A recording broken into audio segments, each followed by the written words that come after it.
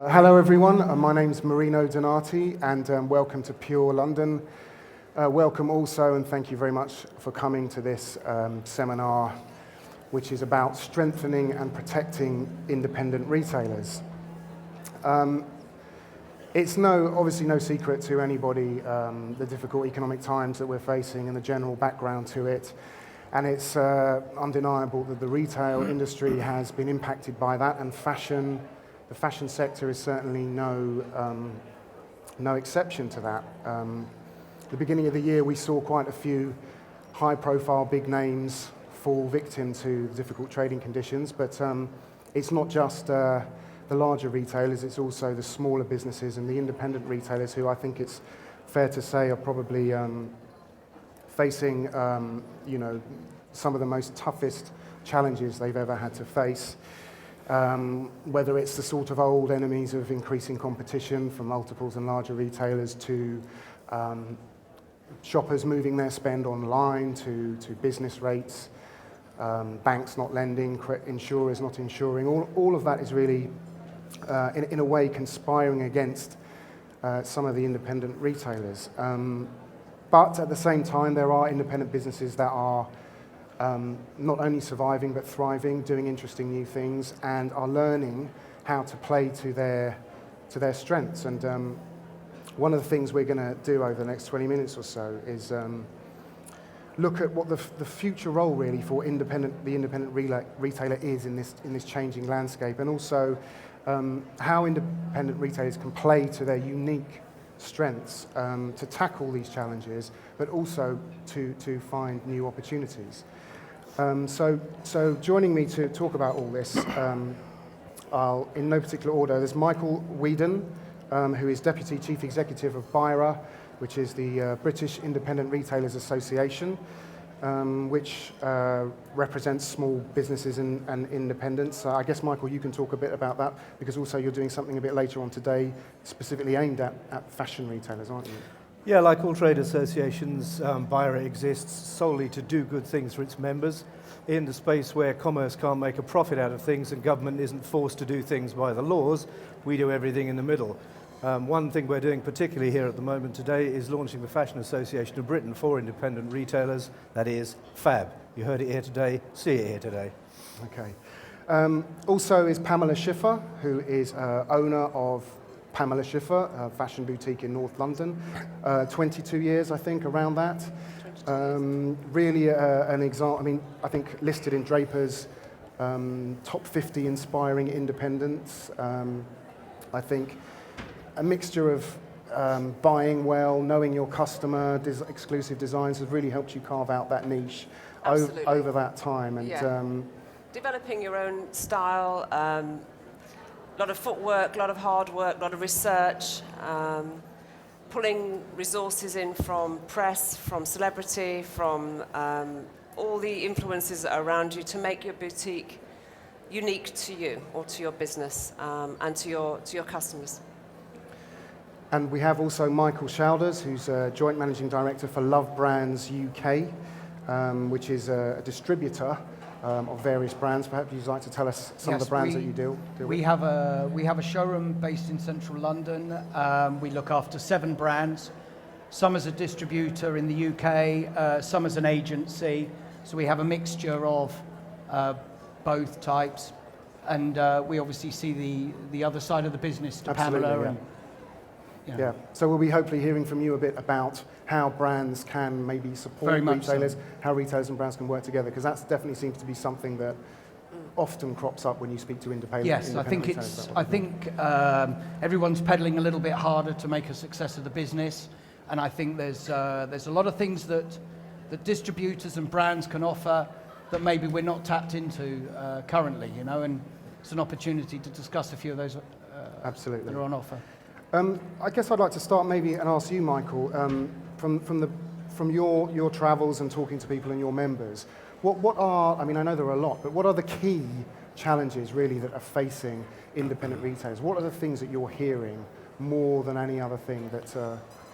All the things that boil down to just staying in business at the moment actually is the key group issue for those things. We're hearing a lot from fashion retailers about credit insurance.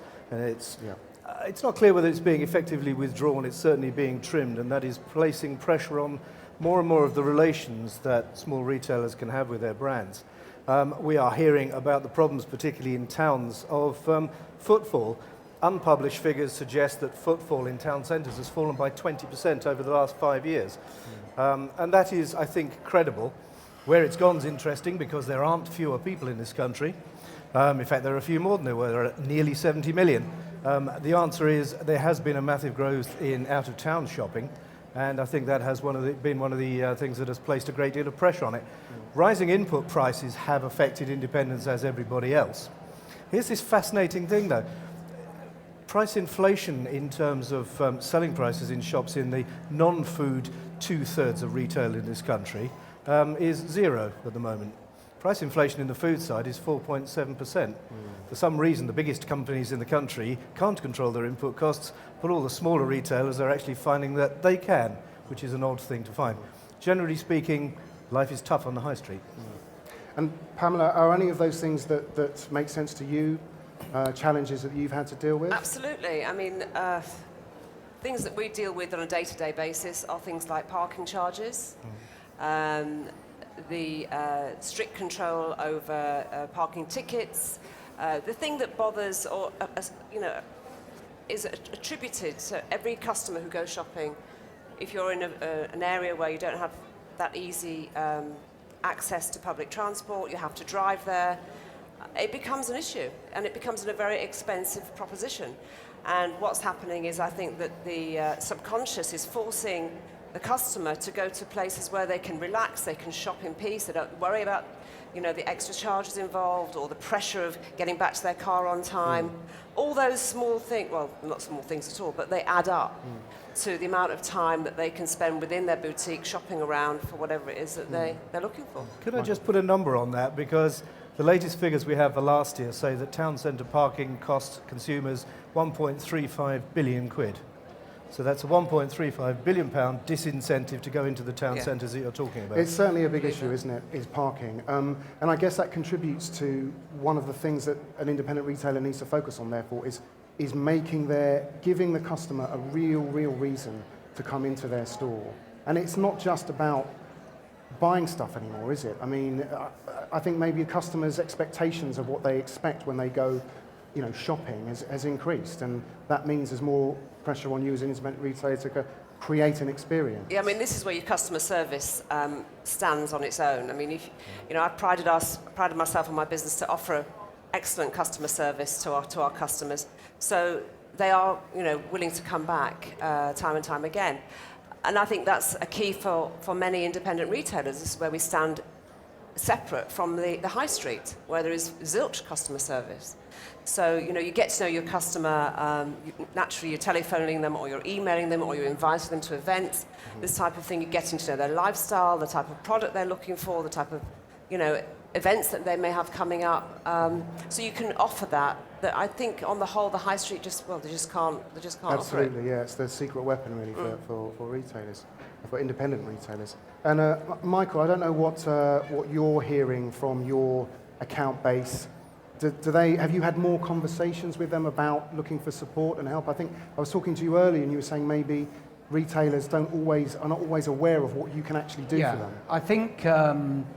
I think a lot of brands are very aware of obviously the way business is for every independent, and a lot of brands, particularly the good brands, are looking for ways to develop their business within the independent boutique sector. Sure. And the best brands will stand and fall by what they can offer the independent sector. If I offer something to Pamela and it sells through really well, then I hope that Pamela will come in and spend a bit more money with me. Of course. That's what makes the world go round. And that's exactly what we're, as a brand, would try and offer. Excuse me. So we would have a menu of marketing tools that we might be able to offer an independent boutique. Sure. We have a couple of brands here, Custo Barcelona and Mex, and both of them have both online and in-store marketing and available. do your retailer clients, do they take advantage of that? Surprisingly few.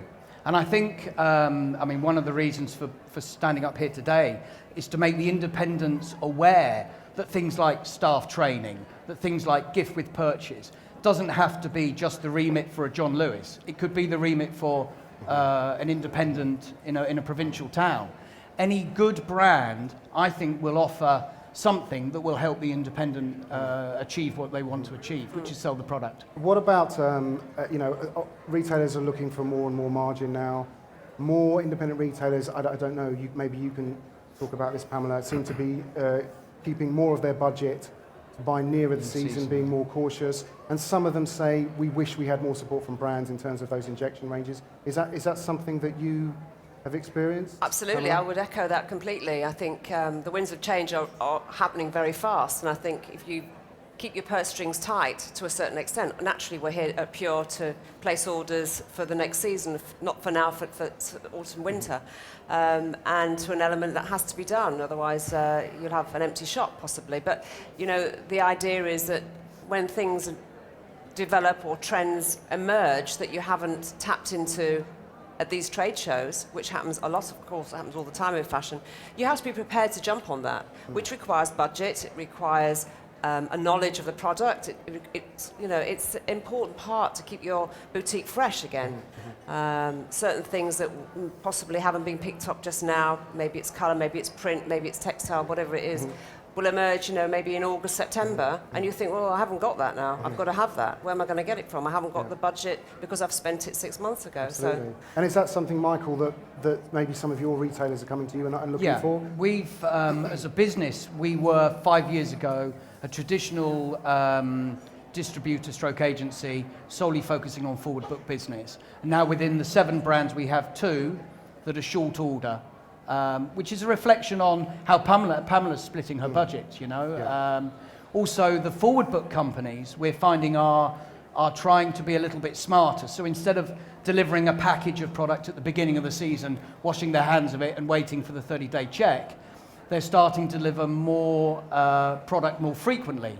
So it helps cash flow, it helps stock room congestion, and most importantly for an independent boutique, it keeps the stock fresh on the shop floor, which is, Pamela, I think would agree, is so important because a lot of Pamela's customers will be regular clients that come in every month or every fortnight, and if she's got a package to show them some new product every time, then you've got more chance of creating a sale. You mentioned this issue of credit insurance, and that does seem to be something that many independent retailers feel is one of the most urgent problems. Now, I wanted to ask you, Michael, whether that's been an issue for you, whether you've been unable or cautious about supplying certain retailers because of that situation. Through our distribution business, we factor through RBS. And I'll be honest with you, and I'm going to be a little contraire here, but it's a fact. We only have one account that we've been unable to get a credit limit on in the last 12 months. Okay. So that is contrary to everything else that you're reading within the trade press.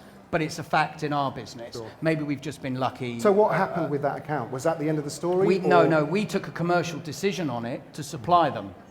But that's something we can do because it's our business, and at the end of the day, it's our money that we may or may not lose. So you're willing to talk to brands if they call you up and say, listen, we can't do this, but can we have a chat about maybe what we can do, work out a payment Absolutely, plan? Because as a brand, the last thing we want to do is take an order and then not be able to deliver it. I mean, it's a waste of everybody's time and everybody's money. So I think the independent sector would find brands quite willing to listen to the idea of payment plans, the idea of deposit and a series of regular payments, whether it's standing orders through the season, whether it's post-dated checks. I mean, I can't speak for every brand, but certainly we would take a commercial decision based on the knowledge of the business, Okay, well, that's good news. I guess I just wanted to ask you as well, Pamela, in terms of really strengthening your business, what would you say are the key things that you need to make sure that you stand out from the crowd? From the crowd? Well, a mixture of things. I think you have to love your business, you have to be a people person, you have to be able to interact, you have to have some personality, amazing website possibly, good in-store merchandising, strong windows, and be a person who is, prepared to experiment and try new things. And Do you market your business more now than maybe, now that times are a bit tougher? Do you spend more, or do you do the opposite? Do you think, well, I need to cut that out of my budget, or I need to make more of an effort to market my business? I'm quite cautious in a way. I mean, we've got a great website, which I'm very proud of, which is going to become transactional in the next couple of months. So that's a great marketing tool. I've been lucky enough to travel, which gets me around and about to places I would never have normally gone to. I do write for magazines, which again has a knock-on effect. But I think retailers can find their own niche, whatever it is that they feel they can offer. Talking to other retailers. I mean, many years ago, retailers didn't talk to each other. They were all seen as competition to each other. Now, I think there's an opportunity for retailers to get together and compare notes, maybe not next door to each other necessarily in the next street, but in the next town, and see, what worked for you, what didn't work for you. I found a new brand that might work for you. All these kind of things, there's an opportunity there that we can get together, and we can also put our heads together. Is that something that interests you, that idea of independent retailers putting their heads together? Is that kind of what Fab might be about? It is. I mean, it's one of the things we've seen in a number of other related areas. BIRA actually covers all sorts of high street non-food areas, cook shops and hardware and housewares and so forth, right through to furniture and furnishings with clothing and fashion in the middle as well. But one of the really great things about this is where we have the groups of people that get together and help run it, and I'm thinking in particular of the Cook Shop and Housewares Association, which is fashion for kitchens. And these people just absolutely love everything they deal with, and they love getting together as well. So in that particular area, we've organised our own Independence Days where we get together and do things, and they're all absolutely... They love the product, and it's exactly the same as we see in this market. They just love the product, and a chance to get together and talk about that sort of stuff. They never turn up. It's great. So, yeah, that's exactly the kind of thing we're hoping to see here. Okay, at this point, I'd like to throw it open to any questions. Is there anyone that wants to ask any of our panel any questions? Is that somebody waving? No. Have a think about it. But now's your chance. What I wanted to ask, if I carry on then, is about pricing. And, we've seen such a shift in terms of, from a longer term, the emergence of the value retailers, supermarkets selling clothes. The customer has got so used to deflation, cheap clothes, for want of a better way of describing it. We've seen more and more discounting, earlier discounting, to the point where many customers maybe don't sort of almost resent buying something at full price. Is that something that you've had to combat, Pamela? And how do you combat that attitude? Well, that's intrinsic, isn't it? Everybody wants. I think pricing is key at the moment. No one can deny that, and the high street being as strong as it is, and can make those kind of price points possibly for a lot of retailers unachievable. But I think if you have a good brand mix. I think if you have a good entry point to your boutique, knowing whatever your top level is fine. But I think the customer now wants more, more for their money. No doubt about that. So if she had £200 to spend rather than just buying maybe a dress and a top, she now wants almost 2 outfits. So you have to be, as a buyer, you have to be on your mettle, you have to be out there, you have to be sourcing product that can offer a look that you're developing within your store to that customer. So you're keeping them satisfied as well. It's something that we're all conscious of. Everybody's conscious of the whole pricing issue at the moment, and we all need to make a margin as well. Absolutely. Is that influencing you at all, Michael, in terms of the margin that you can offer and that retailers are demanding? I'm finding the brands we represent are working really, really hard on pricing. 12 months ago, everyone had a scary moment with China and silk and cotton, and everyone was talking up massive inflation within the clothes trade. And we noticed for a couple of seasons, the prices were inflated to cover that by the brands. We've now noticed they're starting to come back again. Right. And whether it didn't really happen, whether the inflation in China didn't materialize in the way people expected, or whether it's just a case of being competitive and getting your sector of the market, I don't know. But we are now starting to see, Pamela's absolutely right, it has to have a point of difference to justify the price. That's the first thing, and that's something that Pamela's shop can offer that Tesco's can't. I think we have to be very clear in the role that the independent sector takes on there. So that's very interesting. What effectively we're saying, customer service is key, having exclusive, different product, a real reason for shoppers to come to your high street, looking at internet as another way of engaging with your shopper and other channels. And also, I wondered if you could finish off really just by saying if there's one particular thing you would like to see changed that would really help, whether it's a sort of legislative thing. I think, Michael, you've mentioned car parking is an issue, but if there's one thing that you would really change and you think could make a big difference immediately, what might that be? Any of you? I can start. I speak as a brand distributor and agent. If there's anything that your agent or distributor can do for you and the brand you're buying from them, please ask us.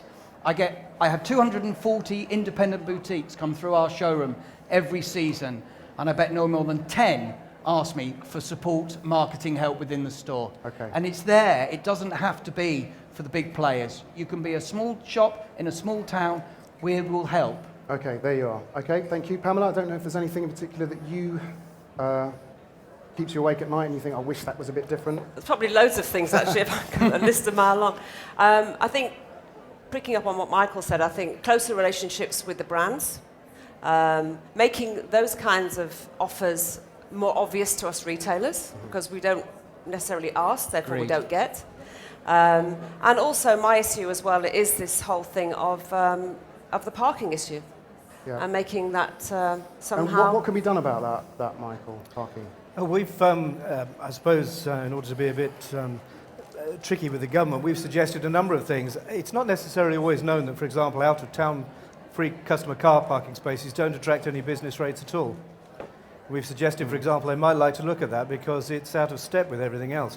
If you have a car parking space in an office or a shop in a town centre, you're rated at 500 quid or whatever. It's going to be €0 or £1 if you happen to be in a supermarket or a shopping centre out of town. But arguably, the entire rateable value of that operation exists in those parking spaces, because otherwise, there's all you've got a building and some clothes and an empty car park. Yeah.